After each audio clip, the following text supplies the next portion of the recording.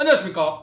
네, 닥터개고생 장편외과 이성근이고요. 안녕하세요. 경쟁력개발연구소 소장 이정희입니다. 저희가 대본도 없고 NG도 없고 원샷 원킬에 어떻게 진행 잘하는 것 같으세요? 네, 너무 잘하세요. 네. 핵심을 찝죠. 네. 뭐가 중요한지 팍팍 알죠. 그것도 그렇고 분위기를 이끄시는 능력이 네. 이끄시는 능력이 정말 뛰어나신 것 같아요. 아주 고민 되게 많이 했어요. 네. 사실은 이정희 소장님하고 직원 관리 얘기를 하고 있지만 제가 직원 관리만 책을 한 50권 읽었거든요. 그리고 고민이 그렇게 많으셨으니까. 고민하고 답을 찾으려고 했는데요. 50권의 답을 책에서 답을 찾은 게 아니라 오늘 이정희 소장님하고 얘기해서 답을 찾는 것 같아요. 여러분들은 그냥 바로 정답 보시는 거예요. 바로 정답이 나오는 거예요. 오늘 첫 번째 정답 나왔잖아요. 평가하라. 직원 관리를 위해서는 첫 번째 평가하라 나왔고, 사실 많은 분들이 평가 안 하십니다. 원장님들 평가에 대해서 관심도 없고 평가하면 조직이 와야 될까봐 겁내하시기도 안 하시는 하시는데, 것 같아요. 근데 평가가 절대적으로 필요하다 이런 생각이 좀 들고, 제가 책에서 내린 결론도 평가가 되게 답인 것 같아요. 근데 5인 미만에서 과연 평가까지 해야 되냐 이런 고민을 하실 텐데, 아까 일부에서 말씀드렸지만 평가가 오히려 직원들에게 책임감을 부여하고 독박 경영을 벗어날 수 있는, 원장님들의 고민을 한방 해결할 수 있는 방법이 평가가 아닌가. 독박 경영 되게 독박 좋은데요. 제 와이프가 맨날 그러거든요. 독박 육아한다고 자기 독박 육아한다고. 자, 이제 오늘 두 번째는 제가 돈 얘기를 좀 할까 해요. 아까 직원 이직을 해결할 수 있는 가장 좋은 방법은 임금을 많이 주는 거다.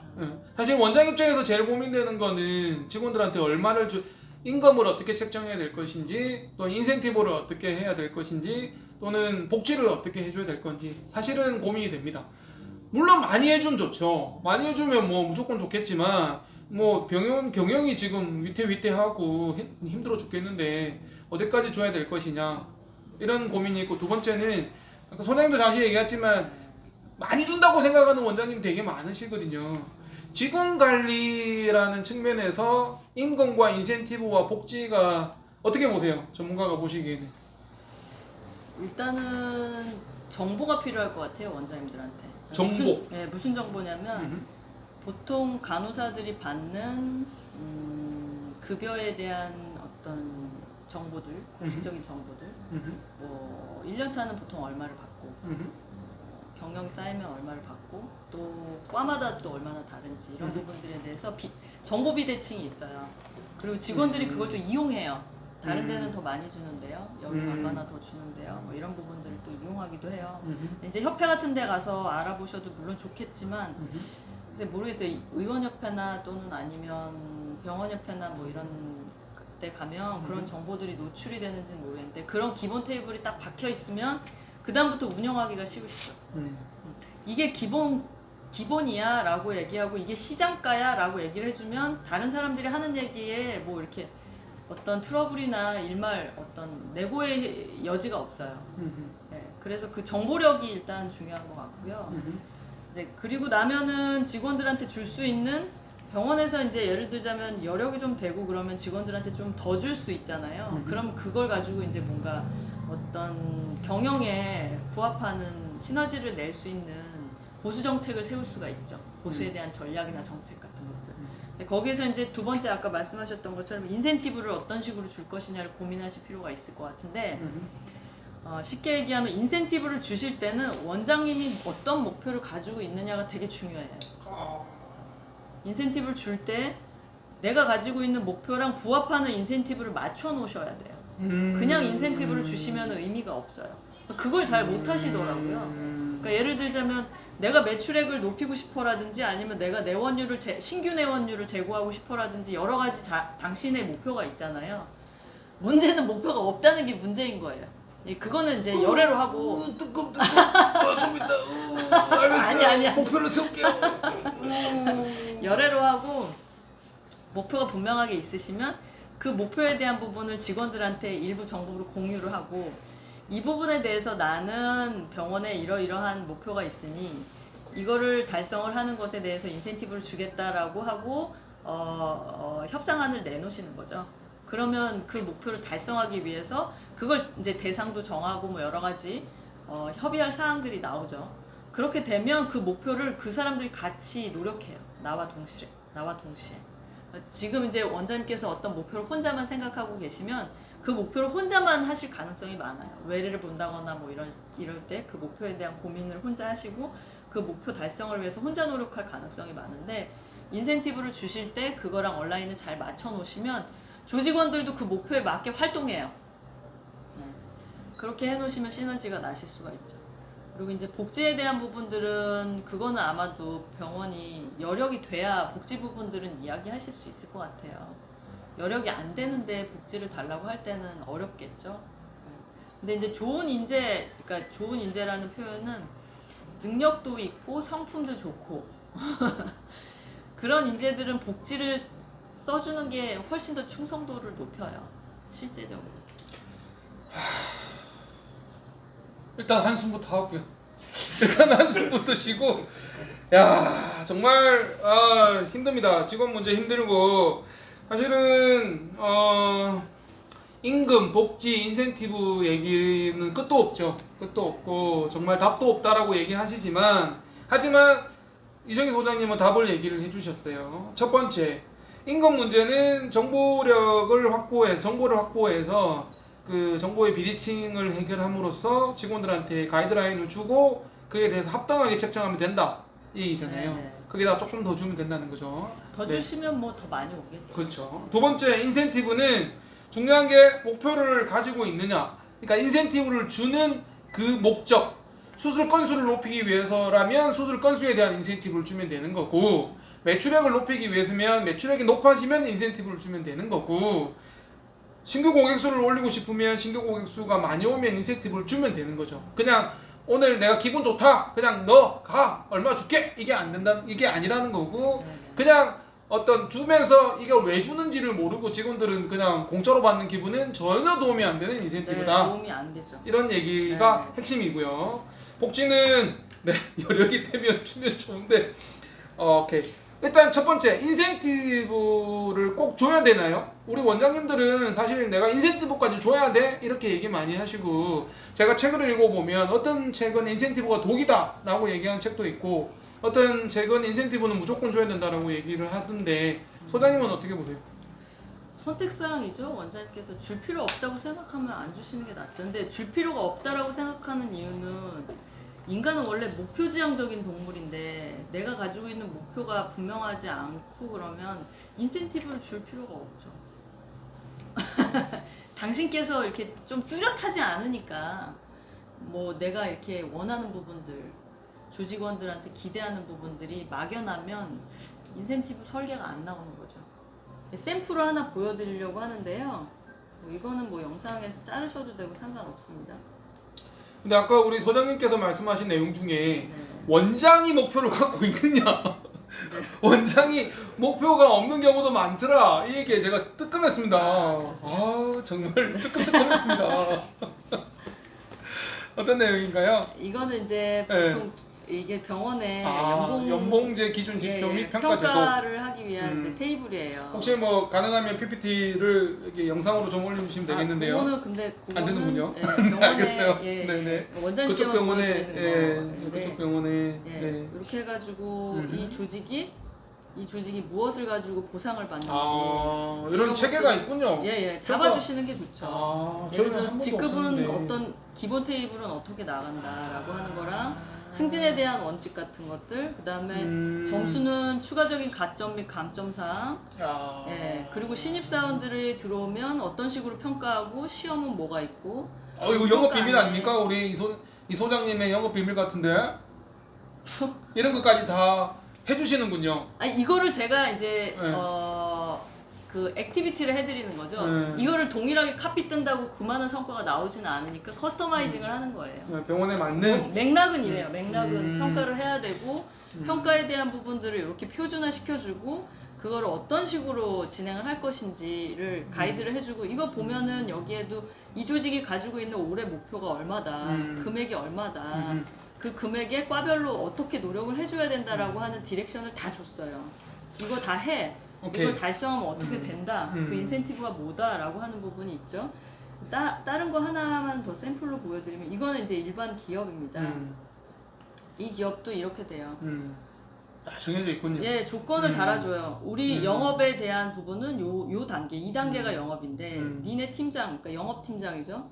조건 1, 2, 3, 4가 있어. 입찰을 통해서 자체 승률 2건, 뭐 금액은 2억 이상, 수주합계 8억, 뭐 이런 식으로 해서 주고 이거를 4개 이상 하면 네 연봉의 50% 줄게.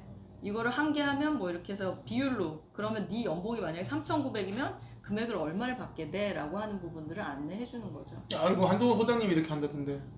한동훈 소장님이 이정희 소장님이 따라하시는군요. 아니요, 뭐 자체적으로 하셨겠죠. 그러니까. 저랑은 저랑은 아니 그렇게 이제 정확하게 가이드라인을 주고 네네네. 그렇게 성과를 지급하는 게 필요하다. 예, 맞습니다. 근데 이제 거죠? 그러려면 경영자가 가지고 있는 목표가 분명히 있어야 그걸 이제 조직원들한테 어떤 식으로 너한테 난 원하고 그거에 대해서 이 성과가 있으면 내부적으로는 얼마나 인센티브, 그러니까 얼마나 보상, 그러니까 수익률이 있는지 계산이 가능하잖아요. 그러면 어느 정도 직원들한테 분배를 할 수 있는지 계산할 수가 있거든요.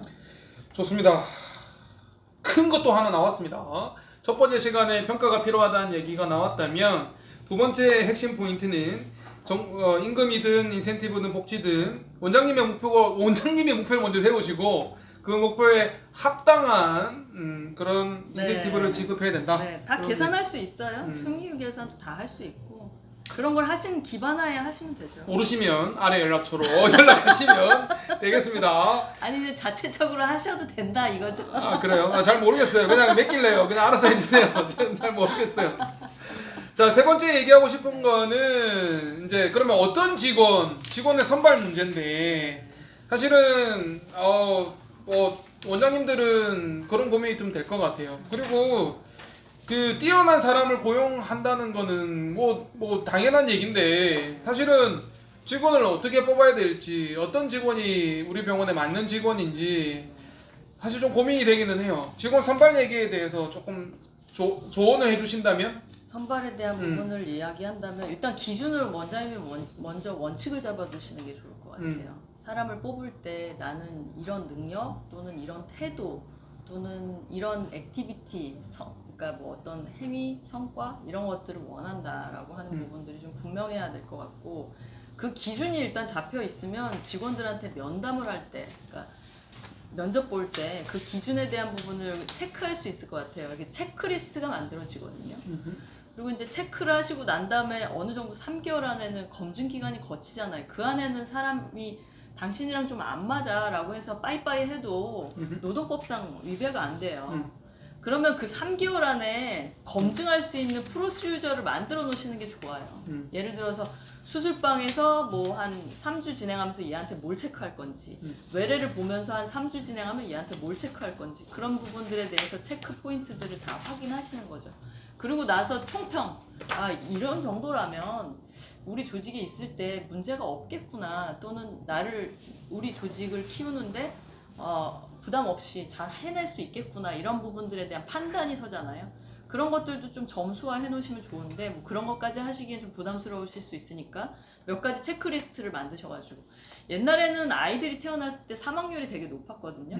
근데 어떤 의사인지는 이름은 제가 기억이 안 나는데 아이들이 태어났을 때 얘가 생존할 확률이 높은지에 대한 신생아 체크리스트를 만들었어요.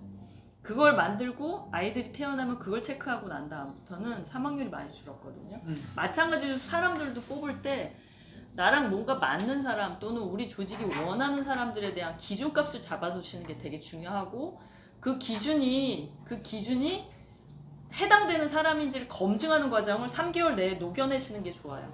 그리고 나서 한 2개월 반쯤 되셨을 때는 내가 봤을 때 이러이러한 부분들은 개선이 필요하다 또는 피드백을 해주시는 거죠. 아니라고 판단된다 라든지 여러 가지 부분들에 대해서 확인하시는 게 좋을 것 같아요. 그렇다고 한다면 채용에 대한 많은 고민들이 한 50% 정도는 해결이 되지 않을까 싶습니다. 지금 대부분 채용이 어려운 이유는 주먹구구식으로 하시거든요. 그리고 이제 또 그런 부분도 있는 것 같아요. 어떻게 하나라도 좀 있으면 와서 있어야 좀 채용을 해야 되지 않을까. 근데 부족하면 부족한 대로 또 운영이 돼요. 근데 질이 나쁜 사람들이거나 나랑 안 맞은 사람들은 헤어질 때 더 힘들거든요. 그런 부분들을 좀 더 고민해 보시는 게 좋지 않을까 싶어요. 또 소름 돋았어. 네? 진짜 아마 저기 원장님들은 이해하실 거예요. 이 직원 선발 문제가 정말 어렵다. 네, 어렵죠. 그리고 직원과 헤어지는 문제가 정말 어렵다는 생각을 아마 누구나 하실 건데, 제가 또 뜨끔했던 게 뭐냐면 그 총 맞은 것처럼 가슴이 갑자기 확 왔던 게 뭐냐면, 과연 나에게 원칙이 있었던가, 직원 선발하는 과정에서 나에게 원칙이 있었던가. 그냥 어떤 얘기 하냐면요, 지원해준 것만 해도 고마워. 우리 병원에 무슨 뭐 능력과 성품을 어떻게 따져, 지금 우리 병원에 와주는 것만 해도 감사해, 이렇게 생각하는 경우가 많아서, 우리가 뭐 찬밥 도움발 가릴 때야 그냥 와주는 것만 해도 질 나쁜 직원이라도 오면 좋겠다 뭐 이렇게 생각하는 경우가 많았는데, 근데 이제 원칙이 필요하다는 얘기고, 근데 아까 소장님께서 얘기하셨지만 임금을 많이 주고 다른 데보다 월급을 많이 주면 좀 많이 지원하니까 그 중에서 또 고를 수가 있는 거잖아요. 그렇죠. 근데 직원의 어떤 직원이 좋은 직원인가라는 내용에 있어서 사실은 좋은 직원의 조건은 한 100가지 되는 것 같아요. 엄청 많잖아요. 뭐 능력 좋고 성격 좋고 뭐 고객한테 잘하고 뭐 밝은 미소와 뭐 복장도 좋고 뭐 능력도 좋고 뭐 사근사근하고 뭐 너무 많아. 근데 사실은 뭐 그런 거 다 이렇게 충족하는 사람도 없잖아요. 키포인트를 잡으셔야겠죠. 그러니까. 예, 내가 그런 게 있잖아요. 도저히 못 참아가 있고 이건 절대 양보할 수 없어가 있을 거예요. 그 한두 가지 정도는 체크하시는 게 좋죠. 뭐 제가 봤을 때는 최소한 2개 정도씩은 잡으시는 게 좋을 것 같아요. 이거는 절대 참을 수 없어 라고 하는 거. 예를 들어서 뭐 병원 물건에 대해서 손을 댄다거나 있을 수 있잖아요. 이런 2-3가지 정도. 뭐 감정 기복이 너무 크다거나 뭐 이런, 또는 이거는 절대 양보할 수 없어 라고 하는 부분들 한두 가지, 그런 것들은 적어도 잡고 가셔야죠. 그냥 뭐 다 잡을 수는 없겠지만 우리 조직에서 지금 이 단계에서 이거는 양보하면 안 돼 라고 하는 부분들은 잡고 가시는 게 맞죠. 그 단계마다 좀 틀린 것 같아요. 그럴 수 있어요. 그래서 제가 정형화되게 딱 잡아두신다기보다 원장님이 상황에 맞게 그 부분에 대해서 선택하면서 진화해 나가시는 게 더 바람직하다고 판단하는 거죠. 초창기의 선택사항과 조직이 좀 더 진화한 다음에 필수사항은 달라질 수 있거든요. 네. 맞아요. 그 공감이 되는 게, 이제 처음에 개원하시고 안정을 위해서 어떻게 보면 위태로운 상황에서는 사실은 저는 능력이 더 중요하다고 봤어요. 능력이 있고 세팅을 해야 되니까 정말 뭐 성격보다는 일의 능력을 우선적으로 봤고요.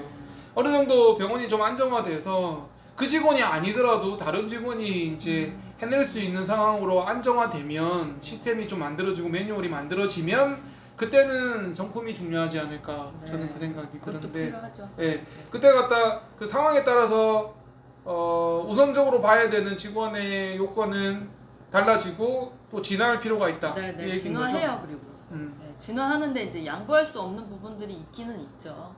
그런 부분들은 원장님이 아마도 결정하시지 않을까 싶어요. 근데 많은 분들이 그렇게 재능이 중요해요, 성격이 중요해요 라고 물으면 대부분 성격을 선택합니다. 그게 이제 아무래도 이게 업계 자체가, 의료 업계 자체가 그 고정된 전문 지식을 어느 정도 습득하고 나와서 하는 일들은 단순 반복적이잖아요. 그러다 보니까 능력이 아주 출중하지 않더라도 어느 정도 유지는 되고, 성품이 나쁘면 결정타를 맞으니까 뒤통수를 때리니까. 뒤통수도 때릴 수 있고 환자 문제를 해결하지 못할 수 있죠. 그러니까 그런 부분들을 더 중요하게 느낄 수밖에 없을 것 같아요. 그 아까 체크리스트 키포인트 얘기를 하셨는데, 소장님 보시기에 병원의 직원을 뽑을 때 한 2-3개 중에 뭐 좀 추천해주고 싶은 체크리스트가 있나요? 만약에 제가 뭐 의사 자격증을 따고 병원을 경영한다 그러면 제일 먼저 보는 거는 성품을 볼 것 같아요. 성품. 그러니까 뭐 옛날 말씀에도 그런 말씀 있잖아요. 성품이 좋으면 인생의 한 수를 얻고 간다는 말이 있잖아요. 이렇게 성품이 좋으면은 그 사람이 설사 능력이 없어도 능력이 아주 출중한 사람을 밑에 둬도 그게 감당이 돼요. 근데 성품이 나쁘면은 자기보다 뛰어난 걸 못 참아요. 그게 내 밑에 있던 뭐 내 옆에 있던 그걸 못 참더라고요. 그래서 성품이 좋으면 좀 길게 갈 수 있는 것 같고요. 그리고 하나를 더 꼽자면 아무래도 저는 좀 약간 변화지향적이고 성장지향적인 성향이거든요. 제가 뭘 프로젝트를 뭘 해도 제가 진행한 조직이나 기업이나 병원이 매출액이 안 오르면 제가 잘 못 참겠어요. 근데 성장을 시키는 거는 사람이 능력이 있어야 돼요. 예, 능력이 없으면 성장을 못 시켜요. 그래서 능력을 두 번째로는 볼 것 같아요. 예. 일단 성품이 일단 좋아야 되고. 성품과 능력 두 개 잡으면 다 잡은 거 아니에요? 아 그렇죠. 좋은데 이제 둘 중에 하나 양보해야 된다라고 오케이. 한다면 성품이 성품을 먼저고 예, 그다음에 볼 것 같아요. 네. 예. 직원을 좀 잘 뽑는 요령이 있나요? 면접 볼 때라든가. 아 저는 그렇죠. 너무 어려워요. 근데 지금, 기업들도 네. 기업들도 진짜 날고긴다라고 하는 기업들도 얼마나 사람 문제에 대해서 고민을 많이 하냐면요. 심지어는 뭐 옛날에 도요다나 지금 구글 같은 경우에도 아예 그 대학원 같은 걸 만들어요. 아카데미나 유니버시티 같은 걸 만들어가지고 그걸 통과한 사람들을 직원을 뽑아요. 그런 식으로 그 허들을 높이거든요. 우수한 인재들을 뽑을 수 있는 그런 허들을 되게 높이거든요. 그런 것들은 진짜 고민이죠. 모든 조직이. 그래도 가지고 하나만 있는 팁을 좀 고민이죠. 얘기해 주세요. 원장님들 보고 계신데 네. 저는 어떤 얘기 드리고 싶냐면 제 비법은 뭐냐면 1시간 면접 봅니다. 그렇죠. 아니 그게 선진 기업들이 그 아카데미를 만드는 이유는요. 사람을 길게 보려고 하는 거예요. 예, 길게 보려고 하는 처음에 거라서. 딱 면접 봐가지고요 느낌 안 좋잖아요. 그러면 5분 만에 면접 끝냅니다. 5분 만에 면접 끝내고 야, 이 사람 좀 괜찮다 싶으면 1시간 면접으로 진행을 하는데 제가 면접 보는 요령은 어떻게 하냐면 저희가 이제 그 이력서가 좀 들어오거든요. 다행히 저희는 뭐 봉급을 많이 주는 게 소문이 나서 그런지 이력서가 좀 들어오는데 이력서가 들어오면 그 이력서를 먼저 직원들하고 같이 상의를 합니다. 그래서 1차 면접은 직원들하고 같이 상의를, 서류 면접은 직원들하고 같이 상의를 해서 간호부장이죠. 간호부장이랑 해가지고 직원들이 싫어하는 직원이 있거든요. 결국 제가 해보니까 결국 그 직원은 다 나가게 됩니다. 직원들이 밀어내든지 아니면 융화가 안 되든지. 그래서 먼저 의견을 물어보죠. 나이가 많아서 우리 직원들이 일단 나이 많은 사람 별로 안 좋아하거든요. 남자 안 좋아하고요. 그 다음에 너무 경력 많은 사람들은 또 오면 콧대가 세다고 또 안 좋아하시고 몇 가지를 추려가지고 그 중에 괜찮은 사람 면접을 한 2-3명 봅니다. 2-3명 정도 스케줄을 정해서 보고 딱 와서 아니다 싶으면 5분 10분 만에 면접 끝내고요.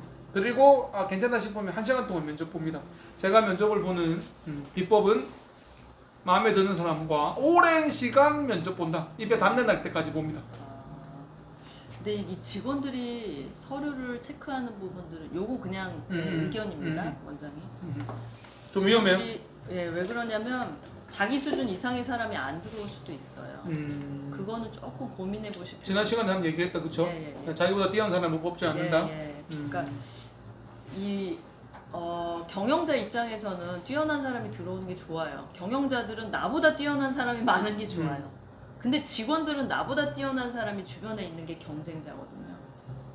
그래서 직원들이 뭔가를 선택하는 데는 약간 조금 더 고민을 두시는 부분이 필요하실 것 같아요. 그리고 실제로 원장님이 굉장히 괜찮다라고 생각을 했고 그 사람이 기존에 있는 직원들보다 역량이 뛰어난데 들어왔을 때 직원들하고 물과 기름처럼 못 어울려서 떨어져 나가는데 단순히 그 사람 떨어져 나간 사람의 문제일까라는 부분들은 고민해 보실 필요가 있는 거죠. 사실 그 고민을 충분히 했는데요. 좀 항상 갈등이 되기는 해요. 그러니까 기존의 어떻게 보면 기존의 세력, 기존의 직원들이 결국 제가 마음에 들었던 몇 명의 직원들을 밀어내더라고요. 그럼 결국에는 이제 파벌이 만들어지면서 영역 다툼이 생기고 결국에는 제가 선택을 할 수밖에 없는 상황이 생기는데 야, 그럴 때 평가가 필요합니다. 그렇죠? 네, 맞아요. 그럴 때 평가가 필요해요. 그 평가라는 부분들이 되게 객관적으로 진행될수록 제가 답을 찾았어요.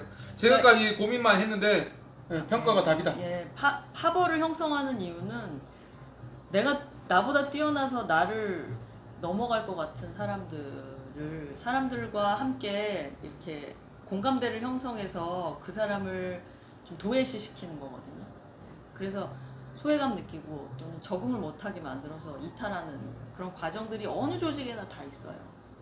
그래서 실제로 그럴 경우에는 조직의 제도나 이런 부분들을 통해서 핸들링을 한번 해두시는 게 좋아요. 그러니까요. 어떻게 보면 장편외과가 지금까지 직원 관리가 제가 어떻게 보면 직원들한테 끌려왔다라는 표현이 생각이 좀 들고 제도가 없으면 그러실 수밖에 없죠. 좀 불안했던 거죠. 그래서 야, 이 정도만 해도 조금 뭐 고마우니까 이렇게 가야 되지 않겠냐라는 생각이 들었는데 제가 이정희 소장님 만남부터는 이제 자신감이 불끈불끈 네, 솟고 그리고 있습니다. 저는 원장님 병원을 딱 보고 1년 반에 조직을 그렇게 제가 매출액이나 수익률은 몰라요. 모르지만 딱 들어갔을 때 든 느낌은 아, 이 정도면은 뭐 한 4, 5년 운영한 안정된 느낌을 받았거든요. 그러면 그 상태면 도약을 할 수 있는 상태고 도약을 시켜야만 하는 상태인데 기존 직원이 그걸 백업을 못 해줄 가능성도 있어요. 그럴 여기가 때는 한계인 거죠. 예, 수혈이 필요한 거죠. 뛰어난 사람들이 그걸 또 박차고 나가거든요. 그 사람이 아무리 뛰어나도요, 자기가 어느 정도 할 수 있는 규모가 있어요. 기업도 어느 게 있냐면 처음에 창업해가지고 벤처로 시작해가지고 뭐 10억도 안 될 때랑 그게 어떻게 운이 좋았건 어쨌든 비즈니스를 잘 만들었건 해서 10억에서 50억을 만들고 100억을 만들고 할 때 내가 기존에 데리고 있는 직원들 가지고는 안 될 가능성이 되게 높아요. 그럴 때는 수혈을 받아야죠. 새로운 그 일을 그 캐파를 만들 수 있고 그리고 그렇게 도약시킬 수 있는 사람들과 함께 해야 하거든요. 그러니까 그게 인적 자원이라고 말하는 자원이라는 표현을 쓰는 이유가 있어요. 자원이기 때문에 진짜. 오해하실까봐 말씀드리지만 그게 꿈이고요. 네, 아직까지 장편외과가 그 정도까지는 아니고요. 네, 꿈입니다.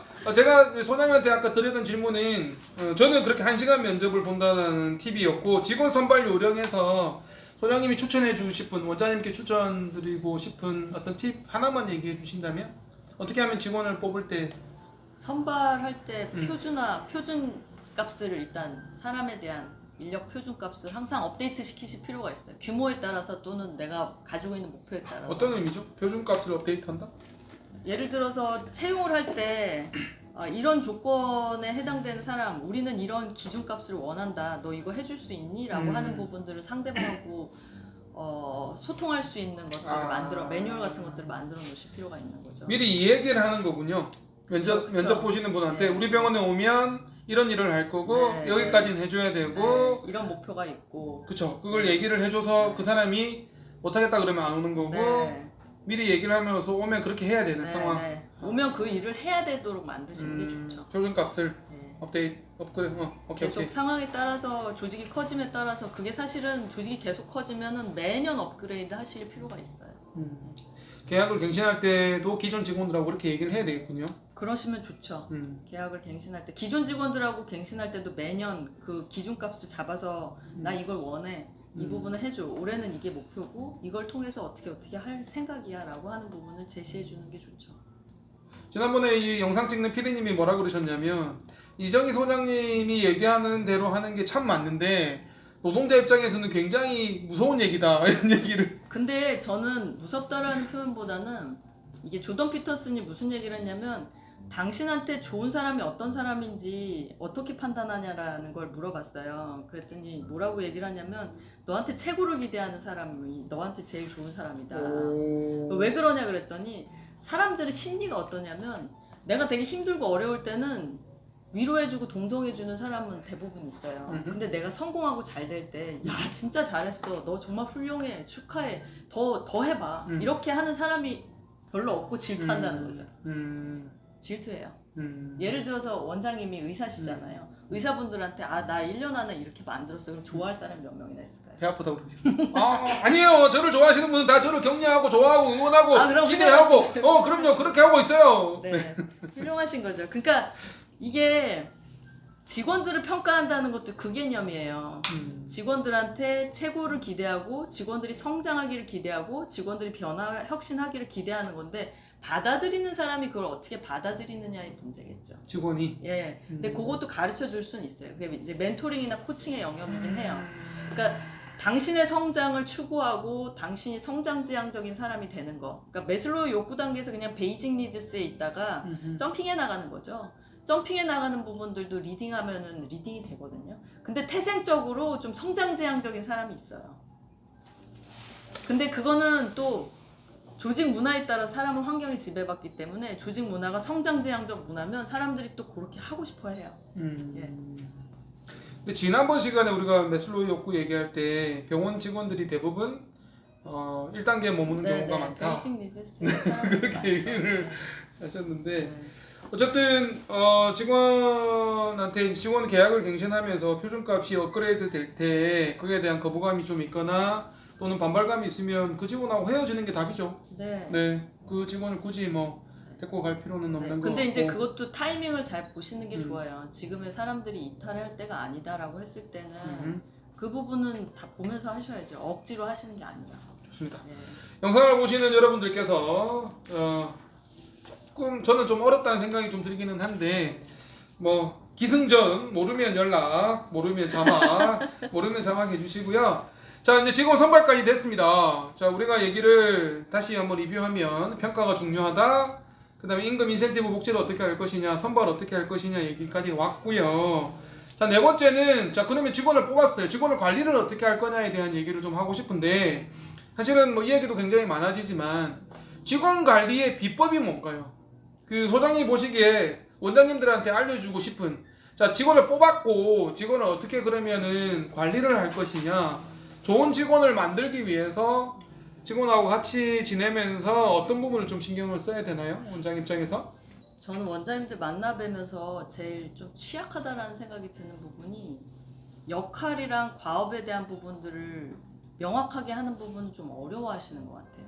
그러니까 예를 들어서 간호부장이다 그러면 간호부장한테 기대하는 바가 있으시고 그 기대하는 바를 어떤 식으로 정의 내리고 그걸 그 사람한테 과업으로 줬는지, 부장님이 있으시잖아요. 그럼 부장님한테 기대하는 바가 있으실 텐데 그것이 어떤 식으로 정의 내려져 있는지, 나는 당신한테 이걸 원해 라고 하는 부분들이 좀 명확하게 궁금하세요? 예. 없어요. 없었어요. 기대하는 바를 알려준 적도 없고 역할과 과업을 명확히 해서 정의 내린 적도 네. 없어요. 이게 뭐냐면은 부끄러워요. 그러니까 이게 뭐냐면 직급을 주면 그게 될 거라고 생각하시는 것 같아요. 그러니까 부장을 직급 주거나 과장을 직급을 줘버려요.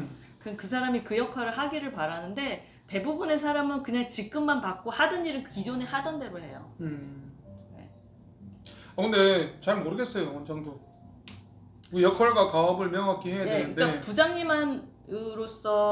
부장으로서 기대하는 바가 있으신데 그게 뭐세요? 뭐 저의 분신처럼 병원을 경영해 줬으면 좋겠다. 말도 안 되는 소리죠? 그러니까 저라면 이렇게 생각할 것 같아요. 가령 예를 들어서 일단 1차적으로 성과 관리를 시킬 수도 있겠죠.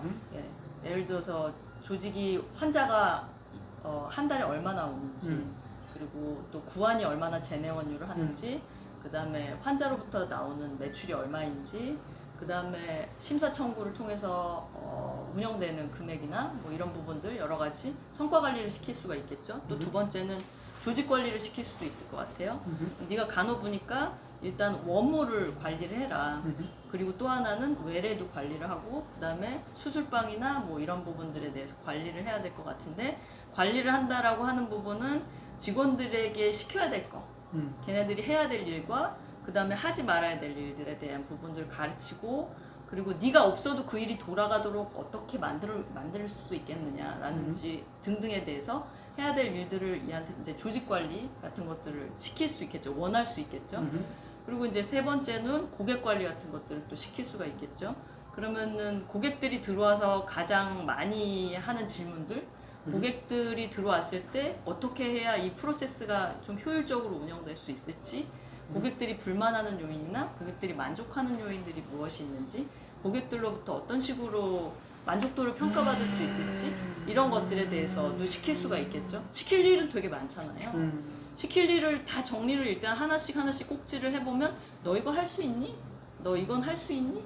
이거 할 수 있니? 하려면 어떻게 해야 될 것 같니? 이런 걸 이제 물어보면 그 친구 머릿속에 있는 것들이 나오겠죠. 없을 수도 있어요. 그렇다면은 그런 부분들을 일단 정리를 해놓고 그 일을 할 만한 능력이 있는 사람이 있으면 시키고 밑에 있는 직원들 중에서도 그걸 물어봐서 시킬 수 있으면 시키고 그런 것들이 이제 되는 사람들이 예를 들어서 신입을 관리자를 하나 뽑는다 그러면 이 부분에 대해서 내가 고민하고 숙지하는 거가 있으면 면접을 하거나 면담을 할 때 이런 부분들에 대해서 당신은 다른 병원에서 어떻게 했었어? 라든지 당신 이런 것들에 대해서 보관이 있어? 아이디어가 있어? 라든지 다 물어보고 그 친구들을 통해서도 어떤 솔루션을 얻어낼 수 있겠죠. 그렇게 역할이나 과업에 대한 부분들이 이제 구체화되는 것들. 직원들을 그냥 많이들 그걸 착각하세요. 경영자분들이 직책을 주면은 그 일을 하는 줄 아세요. 네. 아니 죄송해요. 아니요. 총 맞은 것처럼 뜨끔했어요. 직책을 주면 알아서 해줄 거라고 생각했단 말이에요. 제가 우리 간호부장한테 간호부장 한 6개월, 7개월 전에 달았는데 그러면서 제가 이거 하라고 요구하지는 않았거든요. 네네. 요구하시고 걔가 못할 것 같다 그러면은 예를 들어서 그런데 멘토링을 붙이신다거나 네. 이 사람한테 도움을 좀 받아봐 라든지 이렇게 코칭을 받게 한다거나 그렇게 해서 이제 역할을 좀 더 견고하게 할 일을 좀 더 잘할 수 있도록 가이드해 주시는 게 좋겠죠. 저는 닥터계 고생을 진행을 9개월 동안 하면서 네네. 이정희 소장님 만나고 나서 굉장히 업그레이드 된 것 같아요. 사실 영상이 이전하고는 완전히 달라진 느낌 혹시 드십니까? 이게 이 영상을 처음 보셨다 그러면 그 전 한번 보십시오. 근데 아마 어려워서들 어렵긴 할 거예요. 근데 역시 전문가는 좀 다르다라는 생각이 좀 드는 게 사실 조직 관리라는 부분에서 다들 답이 없다 그러고 모르겠다 그러고 모르시니까. 풀리지 않는 숙제라 그러고 뭐 야 술 한잔 해라 뭐 이거 답 없다 이렇게 얘기하시는데 전문가하고 만나서 얘기하다 보면 답이 보이는데요. 왠지 답이 보여요. 제가 지금 질문을 직원 관리의 비법이 뭐냐라는 질문에서 직원한테 역할과 과업을 명확히 하라 라고 답을 주신 거잖아요. 네네, 그렇죠. 대부분 원장들은 그런 거 잘 못한다는 얘기인데 모르시는 것 같아요. 모르셔서 그걸 해줘야 된다는 걸 모르셔서 그리고 또 당신도 모르실 수도 있어요. 왜 의사의 역할이랑 또 관리자의 역할은 다르니까. 그냥 알아서 해줘 이런 생각이 많았던 것 같아요. 그런 거잖아요. 와이프한테 그러실 수 있죠. 그냥 니 알아서 해줘 뭐 이렇게 얘기하는 것처럼 병원의 직원들도 야 그냥 알아서 해 나는 그냥 진료 보기 바빠 그냥 네가 간호부장이잖아 네가 알아서 해 이렇게만 얘기하지 실질적으로 어떻게 해야 되는지를 조목조목 얘기를 안 해준다는 거죠. 왜냐? 또 원장님도 그런 말씀을 하세요. 야 내가 그것까지 해야 되니? 근데 개원을 하셨으면 해야 돼요. 봉직이라면 하실 필요 없죠. 하셔야 할 의무도 없고 근데 개원을 하셨으면은 그걸 안 하시면 당신께서 반장, 이장, 면장, 야격까지 다 도실 거예요. 이제 원장님들 그렇게 항변하시겠죠. 나는 이런 거 배워본 적 한 번도 없어. 나는 누가 의학 기술은 11년 동안 의학적인 지식은 내한테 교수님들이나 알려주셨지만 병원 경영에 대해서는 한 번도 얘기해 준 적이 없어. 저는 사실 책을 150권 읽었지만 그래도 잘 모르겠다는 생각이 좀 들거든요. 그 150권의 저자들도 저한테 이런 얘기는 안 해줬거든요. 그래서 계속 갈등하고 고민했는데 이번에 이정희 소장님이 그냥 뭐 한 방에 해결해 주시는데요. 근데 저는 원장님들이 이 생각을 좀 바꿔야 된다는 생각이 드는데 의사 자격증은 개원할 수 있는 라이센스를 주신 거지 개원 후 경영을 하는 부분을 라이센스나 아니면 그 노하우를 주신 건 아니에요. 그래서 개원을 하시고 나면 다 배우셔야 돼요. 새로 다 싹 다 배우셔야 되고 그걸 하실 수 있으시면 경영이 잘 되고 그걸 하실 수 없으시면 경영을 잘 못하죠. 개고생하죠 진짜 계속. 개원하고 나서도 계속 고생하시잖아요. 직원들 한꺼번에 나가봐요. 그 책임을 어떻게 감당해요? 한꺼번에 나간다니까요 직원들이. 정말 나가요. 예를 들어서 직원들끼리 자기네들이 꿍짝해가지고 야 우리 한꺼번에 나가자 그러면 같은 날 다 나간다니까요.